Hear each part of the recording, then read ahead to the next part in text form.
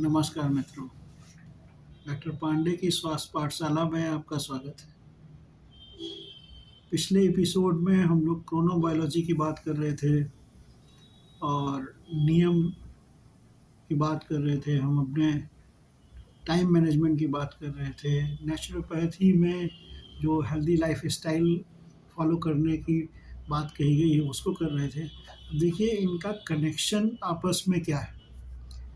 Nature ने by birth हमारे शरीर में बायोलॉजिकल क्लॉक दी और उसमें दो तरह की दी, एक सेंट्रल है पेरिफेरल। सेंट्रल से डायरेक्शन आते हैं कि इस समय ये चीज़ होनी चाहिए, इस हिसाब से हार्मोन्स निकलने चाहिए और एंजाइम्स निकलने चाहिए।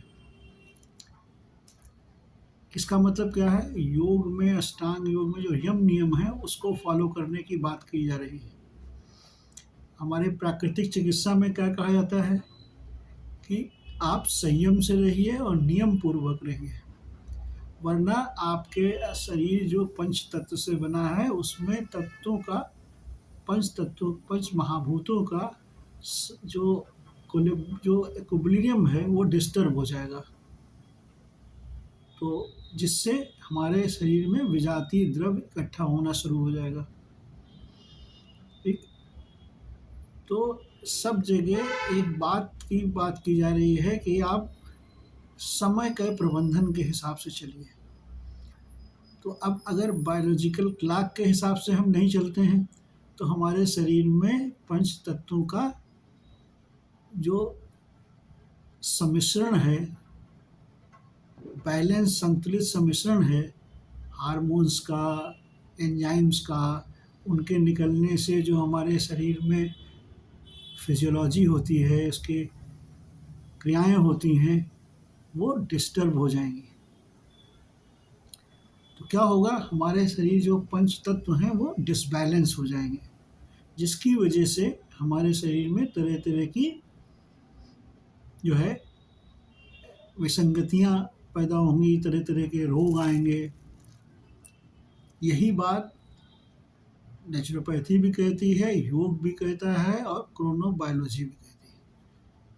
तो ये नेचुरल जो हमारे अंदर बायोलॉजिकल क्लॉक ईश्वर ने सेट की है, ये किस हिसाब से है, परिस्थिति के हिसाब से, सब स्थान के हिसाब से, भौगोलिक स्थिति के अनुसार, मौसम के अनुसार ईश्वर ने एक इनबिल्ट टेक्नोलॉजी दी है कि अब आप जब कभी यहाँ से कहीं पर दूर विदेश में जाते हैं तो एक दो दिन एडजस्ट करने में बायोलॉजिकल क्लॉक को लगता है। तो फिर उस भौगोलिक स्थिति में, उस समय के स्थिति में, उस समय के हिसाब से आप थोड़े दिन, एक दो दिन में ढल जाते हैं, जिसको एयर ट्रेवल की भाषा में जेट लैग कहते हैं।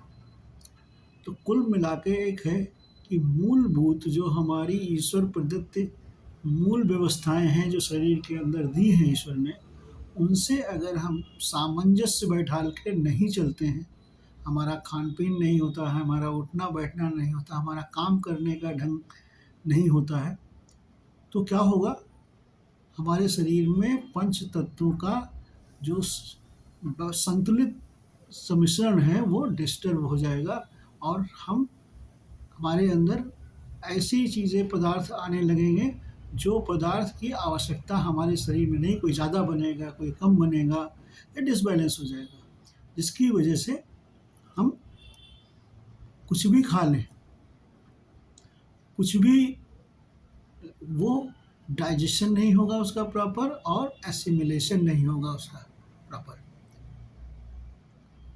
तो कहने का ये मतलब है कि हर जो पद्धतियाँ हैं, जो जो चीज़ें हैं, वो सब एक चीज़ की तरफ ध्यान केंद्रित करती हैं कि आप जो है संतुलित रहें।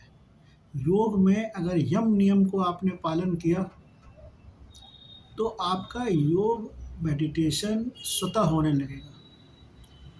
अब इसमें शरीर के अंदर जो भी फिजियोलॉजिकल प्रक्रियाएं होती हैं वो भोजन से संबंधित होती हैं।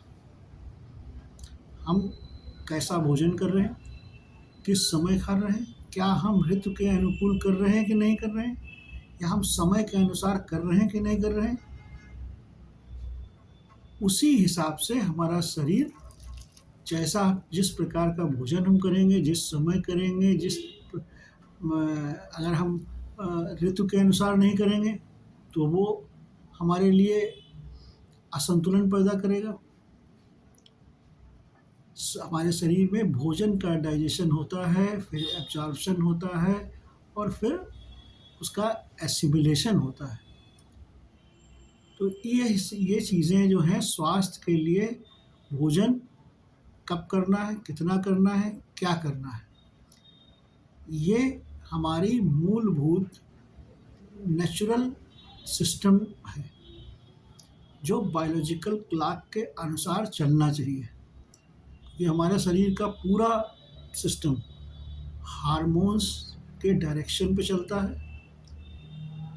उसी उसी के कंट्रोल में हमारी हार्ट बीट चलती है, हमारी ब्रीदिंग रेट चलता है, हमारा जो है